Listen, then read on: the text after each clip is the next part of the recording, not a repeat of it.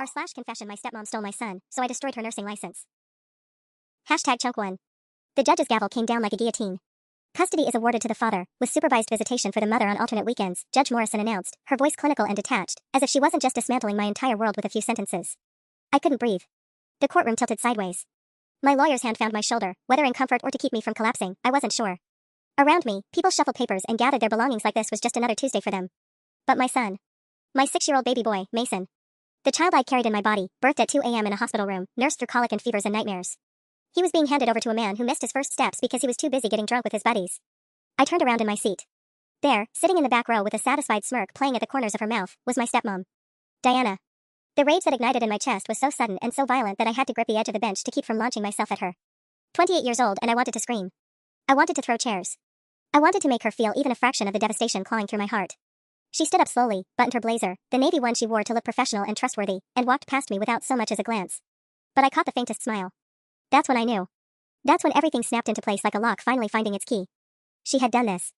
Somehow, someway, Diana had orchestrated all of this. The past 6 months had been a nightmare in slow motion. Marcus, my ex, had filed for full custody back in October. At first, I thought it was just another power play from a man who'd never wanted to be a father but couldn't stand the idea of me being happy without him. We'd broken up when I was 7 months pregnant. He'd wanted me to take care of it. I'd chosen Mason instead, and he'd spent 6 years resenting me for that decision. But this custody case felt different. Personal. Vicious.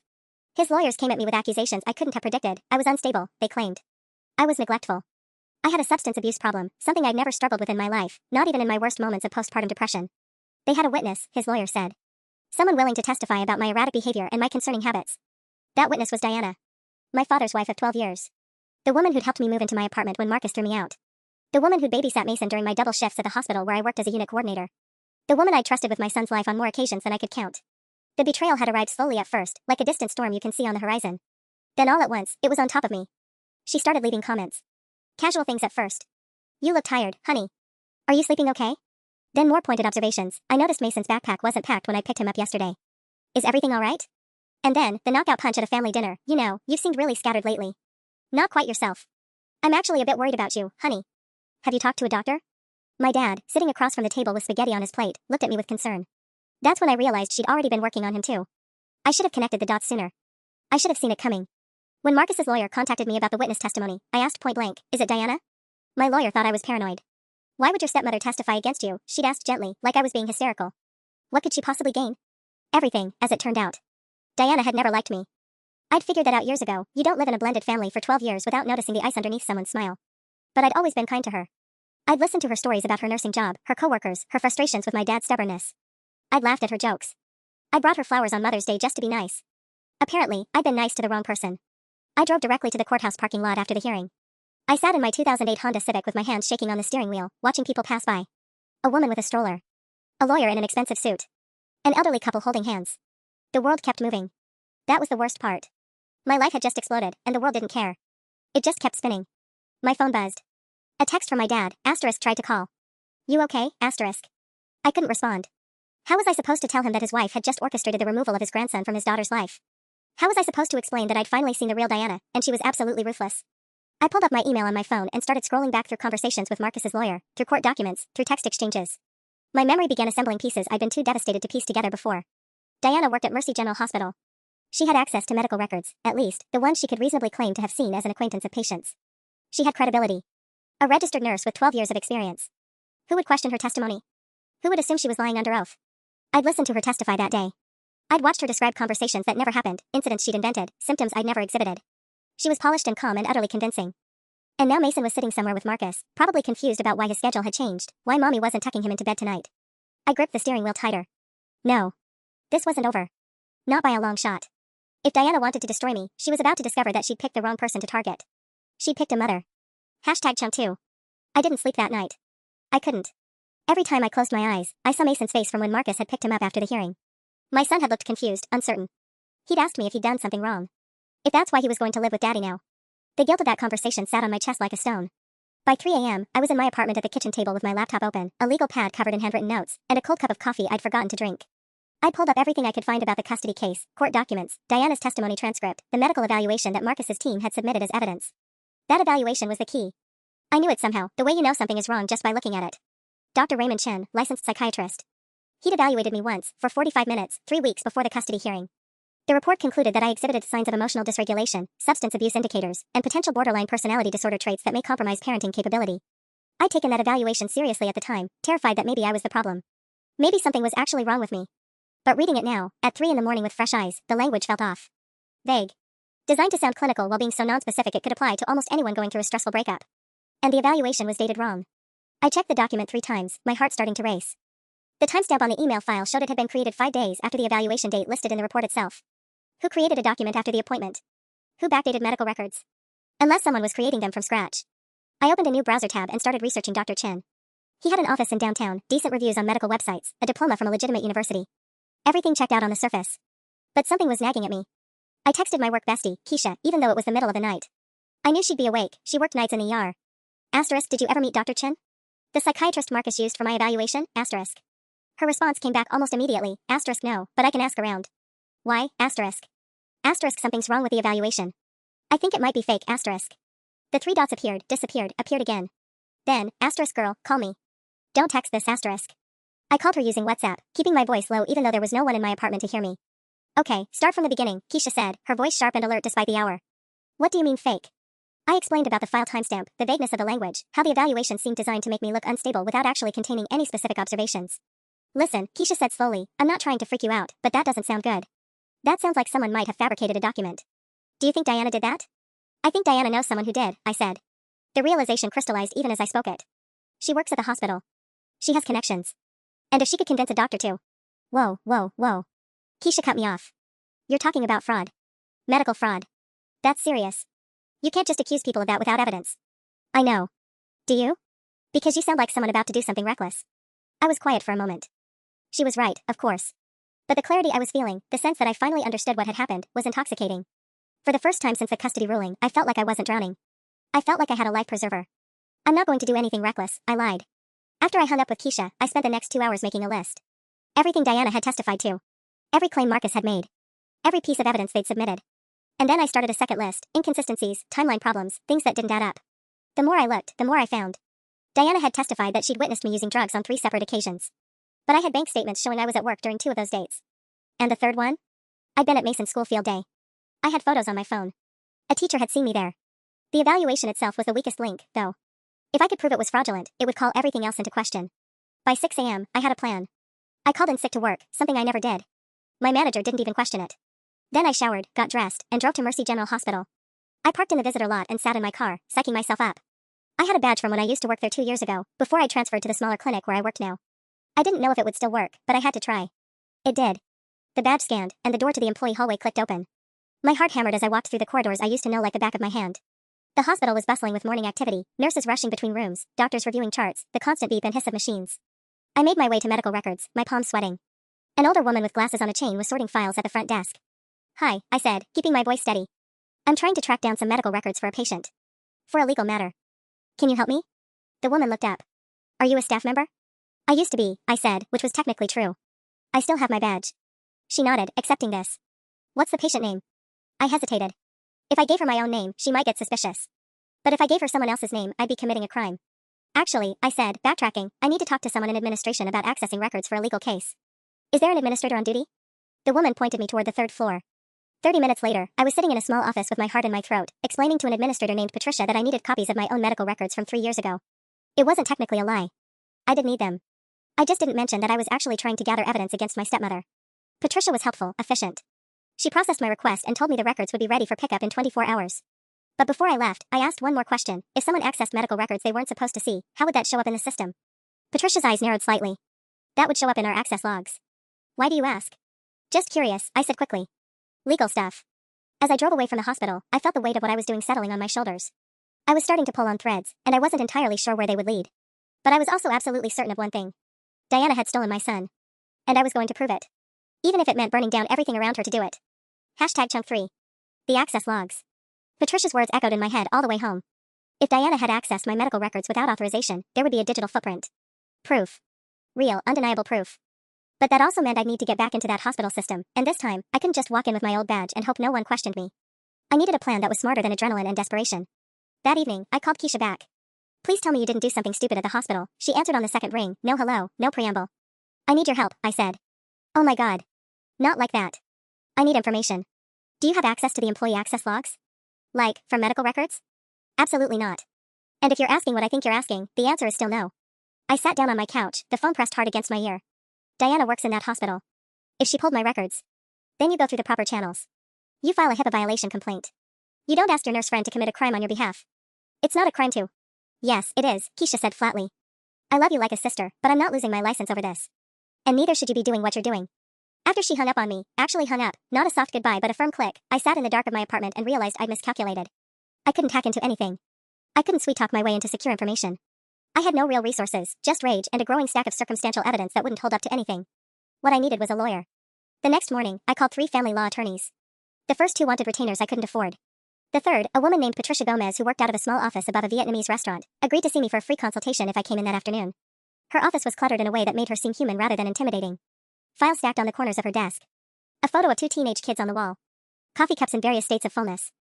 She was probably in her late 50s, with gray threading through her dark hair and reading glasses hanging from a beaded chain.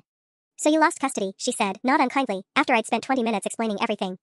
And you believe your stepmother committed perjury and possibly obtained fraudulent medical evaluation? I know she did. Knowing and proving are different things. She leaned back in her chair, studying me. Walk me through the medical evaluation again. The one that was supposedly backdated. I pulled out my phone and showed her the screenshot I'd taken of the file properties. She examined it carefully, then set the phone down. This is a timestamp discrepancy, she said. It's suggestive, but it's not proof of fraud. The hospital could argue the file was just saved and resaved multiple times. Cloud storage syncing. A dozen technical explanations. My stomach sank. But. However, she continued, holding up a finger, if you can demonstrate that Dr. Raymond Chen never actually conducted that evaluation, or if you can prove Diana accessed your medical records without authorization, those are different stories. Those are criminal matters. And they would absolutely justify reopening your custody case. How do I prove that? You don't, she said. The police do. Or the state medical board does. You file complaints, you provide evidence, and you let the proper authorities investigate. But that takes time. And while they're investigating, Mason is with, I couldn't finish the sentence without my voice cracking. Patricia's expression softened. She opened a drawer and pulled out a business card. This is a PI I work with sometimes. Good guy, reasonable rates. If you want to hire him to look into Chen and your stepmother's connection to him, that's the legal way to build a case. It'll cost you money, but it'll be evidence that actually holds up in court. A private investigator. I didn't have money for that. I was already behind on my car payment, already eating ramen twice a week, already working overtime whenever I could get it. How much? I asked anyway. Depends on the scope, but probably $2,000 to $3,000 to do a thorough background check on both Diana and Dr. Chen, verify credentials, interview people. $2,000 to $3,000. I almost laughed. The sound came out bitter. I could take a payment plan, I said quietly. Patricia was already shaking her head. I have another suggestion. File a complaint with the state nursing board yourself. Detail Diana's testimony, point out the inconsistencies. Include the file timestamp discrepancy from the evaluation. It won't cost you anything but time, and it creates an official record. If the board investigates and finds anything, that becomes evidence you can use in custody proceedings. And it's completely legal. But if the board doesn't find anything, then you and the PI can dig deeper. But you'd be surprised how thorough state boards are when it comes to potential ethical violations. That night, I started drafting a complaint letter to the State Board of Nursing. I detailed Diana's testimony about witnessing drug use that I could prove didn't happen. I included the discrepancies in my timeline and hers. I attached the file screenshot showing the backdated psychiatric evaluation. I explained, in careful, measured language, that I believed Diana had either fabricated evidence or colluded with others to do so. It took me 4 hours to write. I rewrote it 7 times, trying to sound credible without sounding unhinged. The last thing I needed was to sound like the unstable person Diana had claimed I was. I was ready to hit send when my phone rang. It was the school. Mason School. My heart nearly stopped. Miss Harrison? This is Principal Webb from Riverside Elementary. We need you to come pick up your son immediately. There's been an incident. What? What kind of incident? Is he hurt? He's physically fine, but he became very upset this morning. He told his teacher he wanted his mommy. We've been trying to reach his father, but he's not answering. According to our records, you should still be an emergency contact. Can you come get him? My hands were shaking so badly I could barely grip the phone. Yes. Yes, I'm coming now. I was out of my apartment before I'd even hung up. The drive to the school took 12 minutes. It felt like 12 hours. When I got there, Mason was sitting in the principal's office in his red t-shirt with a dinosaur on it, his feet not touching the floor, looking small and lost and like he'd been crying. When he saw me, he jumped down and ran straight into my arms. Mommy, he sobbed into my shoulder. I want to go home. I want to go home with you. I know, baby. I know, I whispered, holding him like I could physically keep him from being taken away again. I'm so sorry. Over the top of his head, I saw Principal Webb's sympathetic expression. And I realized something crystalline and terrifying. Whatever I was going to do, I had to do it fast. Because my son was breaking, and I couldn't fix him from a distance. #Chunk4. I kept Mason home from school the next day. I called into work, told my supervisor I had a family emergency, and I didn't care if it went on my record. He needed me. More than that, I needed him, needed to know he was safe, needed to hear him laugh, needed to pretend for just one day that the court order didn't exist. We made pancakes. We built a fort out of blankets and pillows in the living room. We watched his favorite movie 3 times. But underneath it all, I was calculating. Planning. The state nursing board complaint was sitting in my drafts folder, unsent. And now I had a new problem. Around noon, while Mason was napping in his fort, my phone buzzed with a text from an unknown number. My stomach did a flip before I even opened it. Asterisk, stop filing complaints or I'll make sure you never see your son again. I have lawyers too, asterisk. I read it 5 times. The message came from a burner phone, I could tell by the prefix, but the tone was unmistakably Diana. Unmistakable in its threat, in its absolute conviction that I was hers to control. My first instinct was to panic. My second was to be furious. I didn't respond. Instead, I took a screenshot and forwarded it to Patricia Gomez with a single message. She knows I'm planning to file. Patricia called me back within 10 minutes. Did you tell anyone about the complaint? She asked without preamble. No. Just you and Keisha told me not to do it. Then she's fishing. She doesn't know for certain that you're filing a complaint. She just knows you're gathering evidence, and she's panicking. Patricia's voice was calm, which somehow made me feel more grounded. This text message is actually good for you. It's witness intimidation.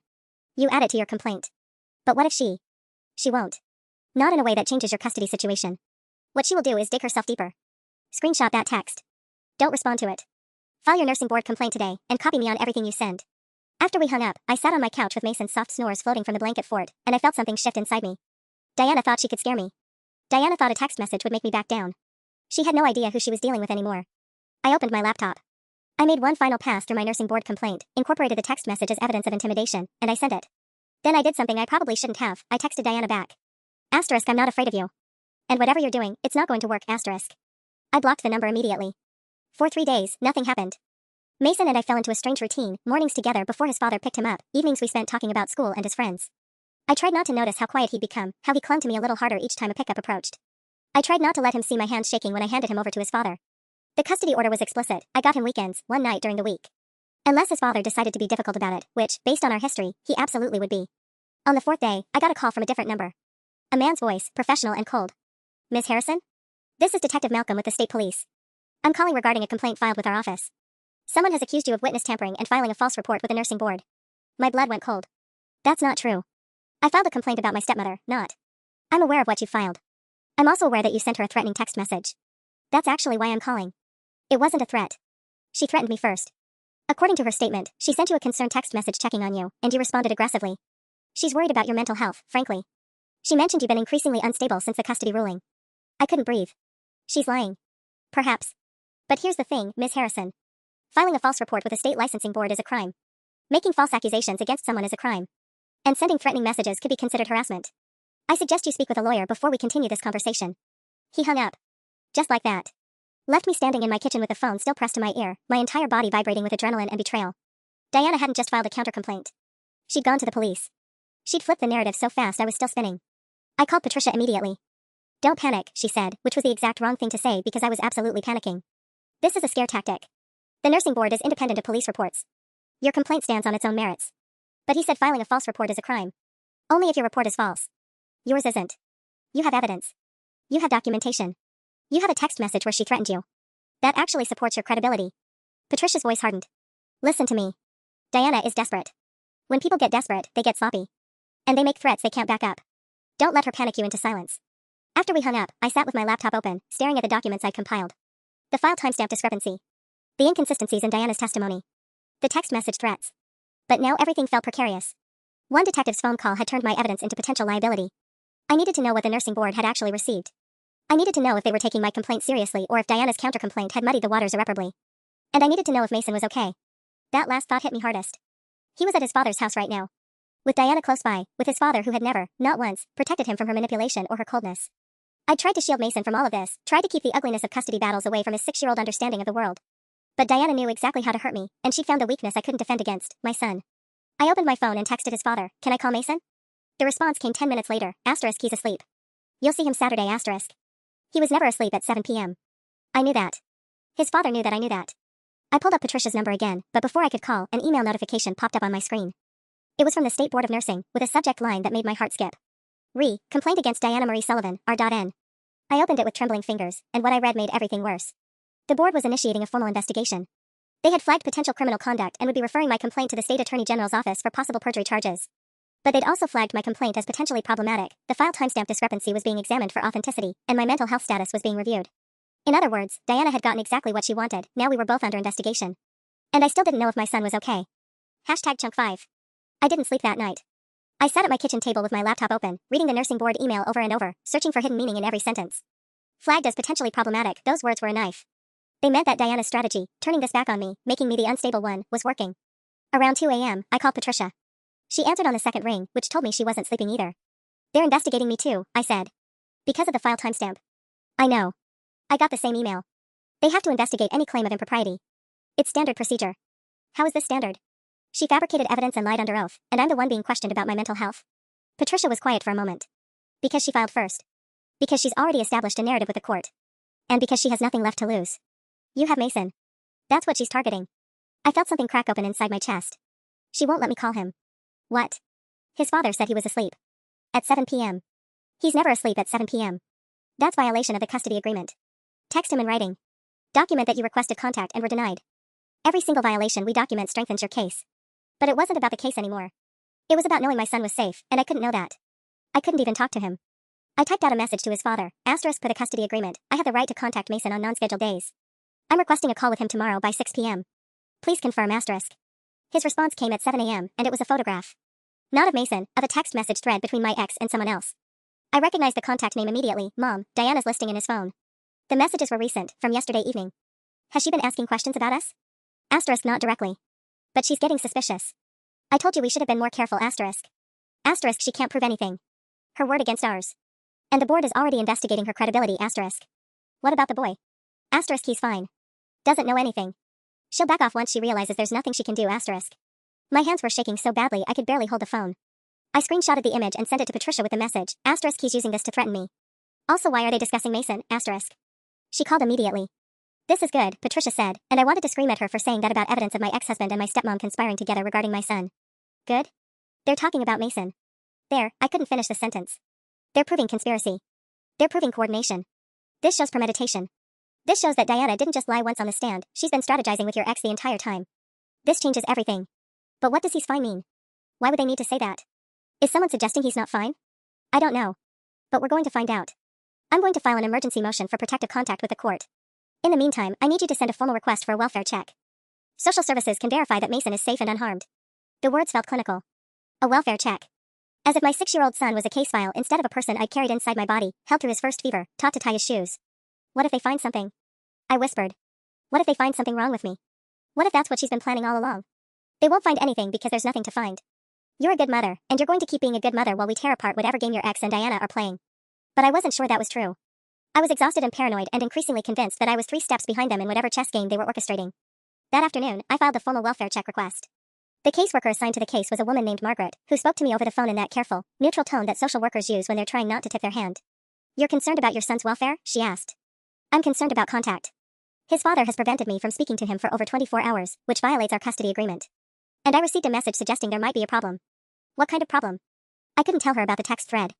I couldn't explain that he's fine sounded like a threat because it was implied that someone had suggested he might not be. Instead, I said, I just need to know he's safe. I'll conduct a home visit within 48 hours and call you with findings, Margaret said. In the meantime, try to remain calm. Home visits can sometimes make parents more anxious, but they're standard procedure when we receive reports. After we hung up, I realized I'd made a mistake. A welfare check wasn't going to help me. It was going to make me look paranoid to the court. Diana would spin it as evidence that I was unstable, making unfounded accusations, dragging social services into custody disputes. She would frame it as harassment. I called Patricia back. It's fine, she said, but I was beginning to notice that Patricia said that about everything, and it wasn't always true. The timing actually helps us. Social services will verify that Mason is well cared for, and it documents that you took the concern seriously. That's protective, not paranoid. But I wasn't thinking about court strategy anymore. I was thinking about Margaret walking into my ex's house. I was thinking about Diana's sharp voice explaining to Margaret how I'd become increasingly erratic since losing custody. I was thinking about my son being questioned by a stranger about whether his mother was safe. I need to talk to him, I said. Before the caseworker gets there. I need to hear his voice. Don't contact him directly. Let the system work. He's my son. And you're going to get him back. But if you contact him before we're ready, if you say the wrong thing, if she's monitoring his communication. She's monitoring his communication? The silence on the other end of the line told me everything. I hung up the phone and drove to my ex's house. I knew it was stupid. I knew it violated the custody order. I knew it was exactly the kind of thing Diana was hoping I'd do.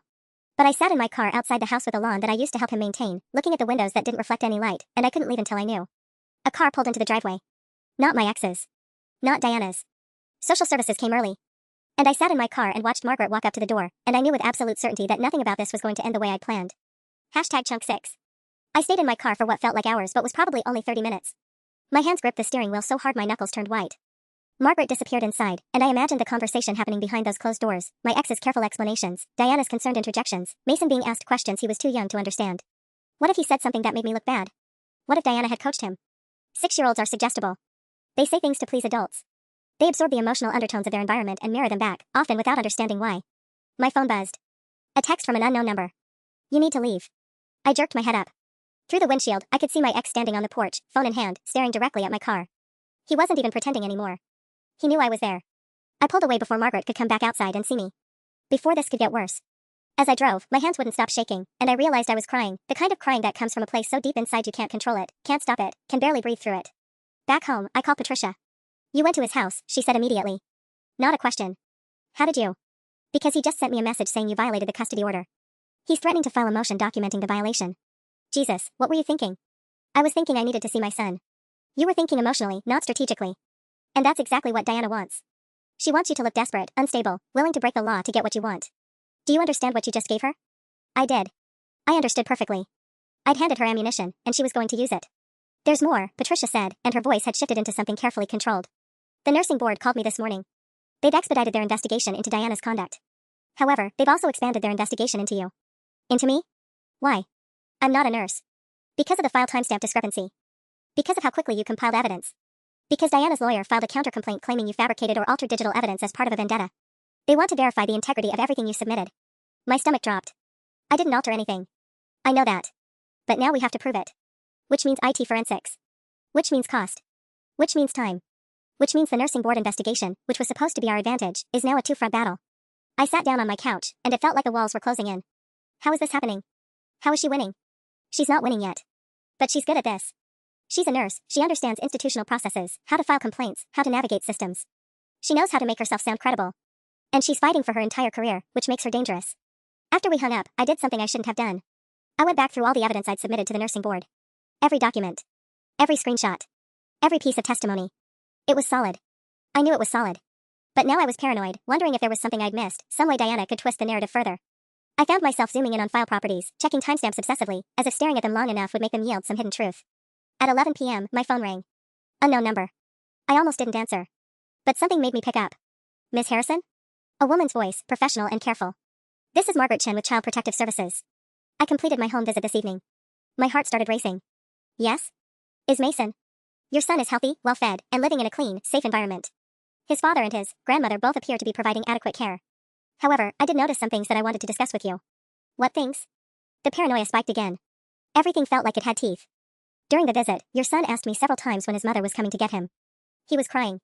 He seemed confused about the custody arrangements. I explained that you have scheduled visitation, but he appeared to be under the impression that you had abandoned him. I couldn't breathe. He used that specific word, Margaret continued. Abandoned. I asked where he heard that word, and he said his grandmother told him that sometimes mothers get sick and can't take care of their children anymore. That you loved him very much but that you couldn't be with him right now because of your illness. That's a lie. I'm not ill. There's no illness. I'm aware of the custody dispute, Margaret said carefully. I'm documenting my observations in my report. The child's emotional state is something the court should be aware of. In my professional opinion, he's confused about why he's not with you, and that confusion is causing him distress. Thank you, I whispered. Thank you for telling me. There's something else. His father mentioned that you made an unscheduled visit to the home today. That you violated the custody order. I just wanted to see him. I just needed to know he was okay. I understand. But for your own legal protection, you should avoid doing that again. Any violation of the custody order gives the other party leverage, regardless of your intentions. I'm sure your attorney has explained this. She had. Patricia had. But knowing it intellectually and living it were two different things. After Margaret hung up, I sat in the dark and let the information sink in. Mason thought I'd abandoned him. Diana had poisoned that relationship, turned my absence, forced by the custody order, into a narrative of abandonment. And now even a positive welfare check had become a liability because it documented my violation of the order. I texted Patricia, *. Mason told the caseworker I abandoned him. Diana told him I'm sick, *. The response came immediately, despite it being past midnight, *. Document everything. We'll use it in the custody modification hearing. But you cannot contact him directly. You cannot violate the order again. No matter what. Do you understand, *? I understood. I understood that Diana had played the long game better than I had. I understood that every move I made was being anticipated, countered, used against me. I understood that I was losing not just the custody battle, but my son's trust. And I understood that I was running out of time to fix it. #Chunk 7. The custody modification hearing was scheduled for 3 weeks out. 21 days for Patricia to rebuild the narrative that Diana had systematically dismantled. 21 days for me to prove I wasn't the woman Diana had convinced everyone I was. I threw myself into preparation with an intensity that bordered on obsession. Patricia had me document everything, every scheduled visitation, every text exchange with my ex, every moment of my life that could be presented as evidence of my stability. I started a journal specifically for the court, dated and timed entries that showed my daily routine, wake-up times, work shifts, meals, sleep schedules. Evidence of normalcy. Evidence of a functioning adult. But it was hard to function when my visitation with Mason was agony. The first scheduled visit after Margaret's home visit was brutal. He was quieter than usual, more withdrawn. He clung to me during the 2 hours I had him, but there was something different in the way he held on, less like a child seeking comfort from his mother, more like he was checking to make sure I was real. That I hadn't actually abandoned him. "Mommy, are you sick?" he asked me while we were sitting in the park, him swinging his legs from the bench next to me. My chest tightened. "No, baby. I'm not sick. Grandma Diana said you were." She said that's why I live with Daddy now. I wanted to scream. I wanted to drive directly to my ex's house and confront her, consequences be damned. Instead, I took a breath and chose my words carefully, the way Patricia had coached me. Sometimes grown-ups say things that aren't true, even when they think they're helping. Your grandma Diana is confused about some things. But I'm not sick, and I love you so much. And I'm always going to love you, no matter what. Mason was quiet for a moment, processing. "Will you come live with me again?" "I'm working on it, sweetheart." That's what the lawyers are doing, they're working on making sure we can be together more. He seemed to accept this, or at least he stopped asking about it. We spent the rest of the visit doing normal things, the playground, getting ice cream, watching him play with his favorite action figure. But underneath it all was this current of wrongness, a knowledge that these 2 hours were all I got, that he was going back to a place where Diana was actively working to make him believe I was defective. When I dropped him off, my ex was waiting on the porch. He didn't say anything, just watched as Mason ran inside. But his expression, a kind of satisfied neutrality, told me everything. This was working exactly as planned. That night, I called Patricia. "We need to bring up the alienation," I said immediately. "What Diana's doing to Mason. That's parental alienation, isn't it? That should count for something in the modification hearing." "It does," Patricia said carefully. "But we have to be strategic about how we present it. If we come out swinging with accusations that Diana is deliberately damaging Mason's relationship with you, her lawyer will argue that you're the one who's unstable, that you're making wild accusations against a family member because you're upset about the custody ruling. So we just let her get away with it? No. We document the impact on Mason. We get his therapist to note any behavioral changes or signs of confusion about the custody situation. We present evidence that Diana is making statements to him that are factually incorrect. But we do it carefully, through proper channels, not as an attack." It was right. I knew it was right. But it felt like watching someone hurt my child in slow motion and being told I couldn't intervene. The second complication came 2 weeks before the hearing. Patricia called me at work, and I knew immediately from her tone that something had shifted. "The nursing board made a preliminary determination on Diana's case," she said. "They're not revoking her license." I felt like the ground had dropped away. "What? How?" "We submitted. They're citing insufficient evidence of intentional falsification. They're saying that while her testimony was inconsistent and some of her documentation was questionable, they can't definitively prove she knew the medical records were inaccurate. They can't prove she deliberately lied under oath. They can only cite her for professional negligence, which means a fine and mandatory retraining." Professional negligence? She fabricated an entire medical history. She lied to a judge. I know. But the nursing board operates under a different standard than criminal court. They need clear, irrefutable evidence of intentional misconduct. What we submitted, while compelling, is circumstantial enough that her defense could argue she was genuinely mistaken, that she misinterpreted information, that she was acting on observations she thought were accurate. I sat down at my desk, my coworkers' conversations fading into background noise. So she wins. She keeps her license, and she wins. She doesn't keep her full license. The retraining and fine are significant marks on her record. But more importantly, this actually helps us in the custody modification hearing. We can argue that the nursing board found her credibility questionable, that her testimony in the original custody hearing was unreliable. We can use her lack of accountability to argue that the original ruling was based on faulty information. It was something. It wasn't enough, but it was something. Then came the third complication, the one I didn't see coming until it was already in motion. My ex filed a motion to suspend my visitation rights pending the custody modification hearing. His argument was simple and brutal. My unscheduled visit to his home, documented by Child Protective Services, demonstrated that I was unwilling to respect court orders. He claimed this showed a pattern of instability and poor judgment. He was asking the judge to restrict my contact with Mason until the hearing could determine whether I was fit to have unsupervised visitation at all. Patricia called an emergency meeting at her office. I sat across from her desk, my hands shaking. "This is a legal maneuver," Patricia said, and I could see the anger beneath her professional composure. "He's trying to minimize your contact before the modification hearing. If you're not seeing Mason, you can't document improvements in your relationship or his emotional state. And if you haven't seen him in weeks, it becomes easier for them to argue that the current arrangement is what's best for him, that he's adjusted to life with his father. Can they do that? Can they actually suspend my visitation?" The judge could grant the motion. "It depends on how he interprets your home visit. Was it a violation serious enough to warrant suspending your parental rights, or was it a parent's understandable desperation to check on her child? That's the argument we make." But as I listened to Patricia lay out our strategy, I realized something darker. This was Diana's endgame. Not just winning the custody battle, but erasing me from Mason's daily life. Making me a ghost in his world. And if she succeeded, even if I won the modification hearing, the damage might already be done. I was running out of time. And for the first time, I wasn't sure I was going to win. #Chunk 8. The hearing date arrived on a Tuesday morning in November, 6 weeks after everything fell apart. I wore a navy blazer that Patricia had helped me pick out, professional but not cold, composed but not rehearsed. I'd practiced my testimony so many times that I could probably recite it in my sleep, but none of that preparation could touch the raw terror I felt walking into the courthouse. Mason was there. My ex had brought him, which was his right, and I watched my 6-year-old son sit in the gallery with a court-appointed advocate, trying to understand why his parents were in the same room looking so serious. He didn't wave at me. Diana had done her job well. Patricia squeezed my shoulder as we took our places. "Remember what we discussed," she whispered. "You're not here to prove Diana is evil. You're here to prove you're fit."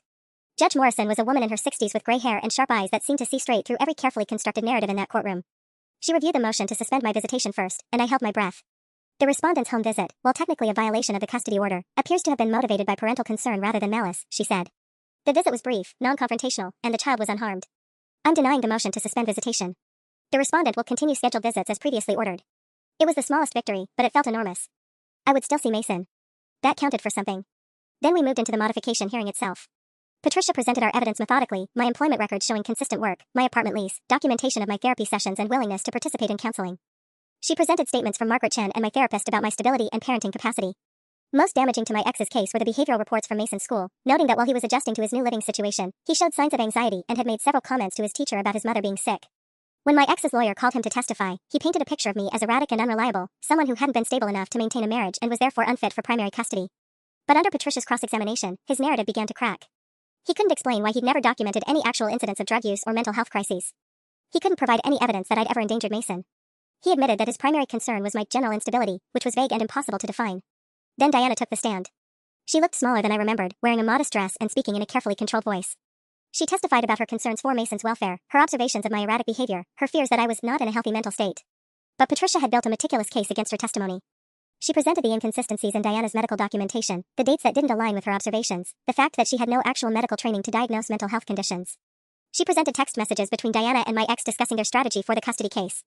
When Patricia asked Diana directly if she had discussed her testimony with my ex before the original hearing, Diana's lawyer immediately objected. But the damage was done. The judge's expression had shifted. "I think we've established the nature of your involvement," Judge Morrison said coolly. The expert witness Patricia had hired, a child psychologist who had evaluated both Mason and me, testified about the dangers of parental alienation and noted that Mason showed classic signs of being caught between his parents' conflict. She testified that continued contact with his mother was crucial to his emotional development, and that the false narratives being presented to him about my mental health could cause lasting damage. Then it was my turn. I took the stand and told the truth. I talked about the day I discovered the custody papers. I talked about sitting in Margaret's office and realizing that the woman I tried to include in my life had orchestrated my downfall. I talked about the agony of the visitation schedule, of seeing my son for 2 hours at a time and knowing he'd been told I was broken. I talked about fighting to prove something that should never have needed proving, that I loved my child and was capable of caring for him. Patricia asked me about my decision to report Diana to the nursing board, and I explained it clearly. I didn't do it to hurt her. I did it because she lied under oath in a legal proceeding involving my child's welfare. She fabricated medical records. That's not something I could ignore, regardless of what it meant for her career. My ex's lawyer tried to paint my reporting of Diana as vindictive, as the action of an unstable person seeking revenge. But I held my ground. I reported her because what she did was wrong, I said. Not because I was upset about losing custody, but because she broke the law and hurt my relationship with my son in the process. Those are two separate issues. Judge Morrison let me finish without interruption. The ruling came 3 days later. I was standing in Patricia's office, barely able to breathe, when she opened the email from the court. I watched her face as she read it, and I couldn't tell which way it was going until she looked up at me with red-rimmed eyes. "You got it," she said. "Primary custody. Effective immediately." I don't remember what I said. I think I screamed. I definitely cried. Judge Morrison's written ruling was detailed and thorough. She acknowledged that my initial struggles had been real, that I had made mistakes in judgment. But she also found that I had demonstrated genuine change and stability. Most importantly, she found that the evidence supporting the original custody ruling was fundamentally compromised by Diana's unreliable testimony and falsified documentation. The court cannot in good conscience maintain a custody arrangement that was based substantially on testimony that has proven untrustworthy and documentation that has proven inaccurate, she wrote. Furthermore, the court finds that the respondent's fabrication of evidence, while not ultimately successful in revoking her professional license, demonstrates a pattern of prioritizing her own preferences over the welfare of the child in question. Mason came home with me on Thursday afternoon. My ex dropped him off with a grim expression and a warning that this wasn't over, that he'd appeal. I wasn't sure if he would or if it was just empty rage talking. I didn't care. I had my son back. That first night, Mason and I sat on my apartment floor with a pizza box between us, and I let him choose what we did next. He picked a movie he'd never seen before, and we watched it together with his head on my shoulder, and I felt something in my chest that had been broken for so long finally start to heal. I'd won. Not perfectly. Not without cost. Diana's nursing license had been suspended for 18 months pending retraining, and she faced an investigation for perjury that could still result in criminal charges. My relationship with my father would probably never recover. My ex and I would be locked in legal battles for years to come. But Mason was home. And I was enough. For the first time in months, that felt like everything.